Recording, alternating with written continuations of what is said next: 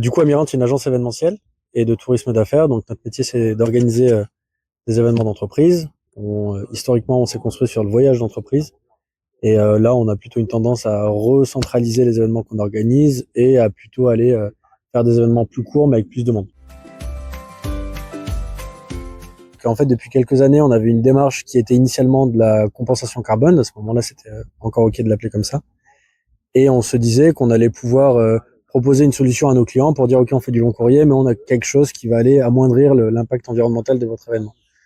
On s'est rapidement rendu compte que c'était complètement stupide de le prendre comme ça. Donc nous, on a changé notre méthode de commercialisation et surtout les projets qu'on organise. Et en fait, la vraie problématique qu'on avait, c'était qu'on était initialement sur un partenariat avec de la plantation d'arbres et on avait une vraie Problématique de transparence. ouais, c'est ça. C'était clairement ça. C'était transparence parce que on savait l'argent qu'on mettait, on savait l'argent que nos clients mettaient. C'était facile parce qu'on disait un arbre égale 1 euro. Donc c'était assez lisible aussi dans la manière de l'expliquer à nos clients. Mais on avait une plantation au Pérou et quand on avait des copains qui étaient en voyage par là-bas, on disait bah, est-ce que c'est OK d'aller voir la réalité de ce qu'on est en train de mettre en place? Et en fait, on avait toujours une opacité dans les retours qu'on avait. Et en fait, ça nous posait problème. Le projet aussi d'agriculture nous convient parce que on est assez quand même sensible à ce qu'on mange. Nos clients le sont aussi.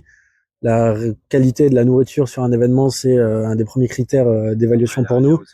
Bah, l'idée, c'est vraiment d'avoir un suivi. Nous, là, on est venu sur place pour visiter et c'est hyper intéressant déjà de comprendre les enjeux qui sont derrière, réels, et de voir l'impact en fait que ça a. C'est hyper transparent.